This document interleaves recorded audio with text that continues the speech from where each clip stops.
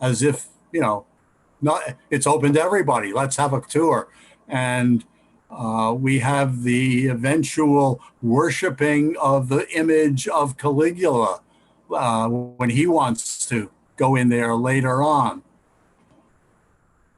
If the culture that is predominant, now remember, Israel is set apart, and their obedience is to be to whom? Yahweh. Okay, Yahweh, to God Himself. Now, you begin to get the development of the different sects. Remember, we're introduced to the Essenes at Qumran and other little groups who don't think that Torah is being paid enough attention. You have the Herod, among others, in that Hasmonean dynasty, departing from the tradition, building monuments to themselves. They are political masters under the aegis of Rome at the time. But Sue Hartman, you mentioned the word assimilate. What happens with that? Assimilation? Yeah. I'm thinking of the time when they were going through the desert with Moses. And I think they forgot all about their religion and they started worshiping the golden calf. So I think that happens, and I think that that's what they're afraid will happen. I guess. Okay. Where in that pre-first century do you see that happening, or even in the after the birth of Christ? Where they're going away from their religion? Yeah. I think it happens just all the time. I can't specifically say when. Do you know?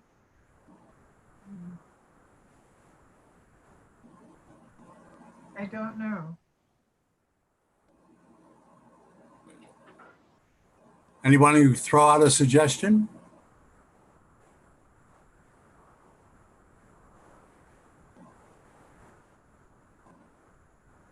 I mean, after Jesus was resurrected and the temple was destroyed again, there was everybody kind of scattered, and we were still living under Roman rule, but the Jews were not well received. They were like the minority.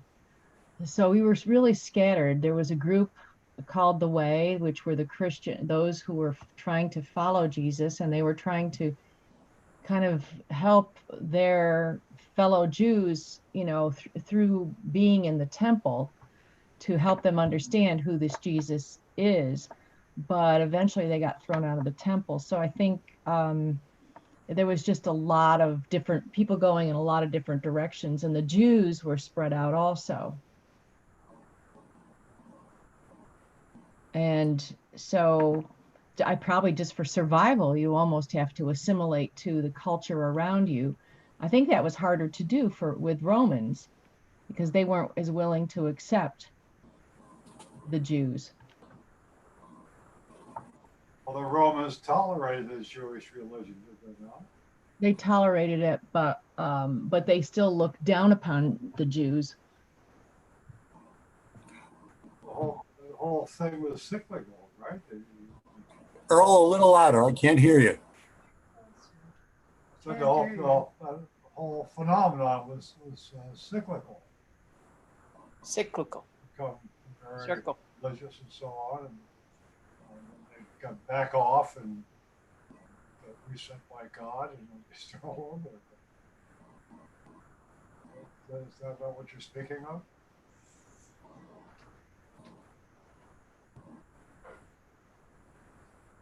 Sue Hartman, you just said something. I made a circle for cyclical, going round and round. Okay. With any appreciable differences? I don't know. Graven image was decorated time, but no, I don't think they're big temples. But I don't know. Who was it that brought up the point about the Exodus? I think I did Jane. about the Jane. Okay. Exodus through the desert. What is for the Israelite, the Jew, the event in their history that you're supposed to remember? You're supposed to write it on your hearts. Tell it to your children. The Ten Commandments. Hero Israel, the Lord is one. The Lord is. It's a God. Lord is God. verse from Deuteronomy. Yep. Deuteronomy 6, verse 4. Come on. Yeah. Something, I don't know what it's called. Shema. The Shema. Yeah. Hear, O right. Israel, the Lord is one, the Lord is God. You shall love the Lord your God With your whole heart. and mind and soul and strength. Yeah. Right.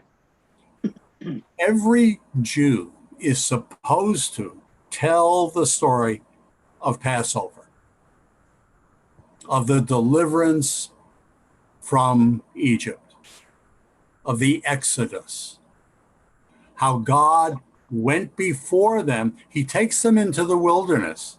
You can see, we're told in the scripture, they mutter about how it would have been better off back in safe old Egypt with the flesh pots and something to eat than in this desert. How easy they forget. Oh, yeah. There was a Broadway musical.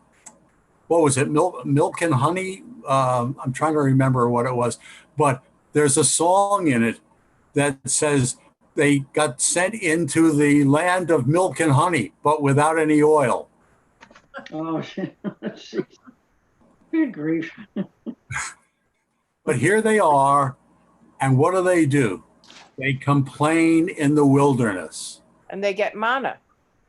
Yeah, and God feeds them. Absolutely right.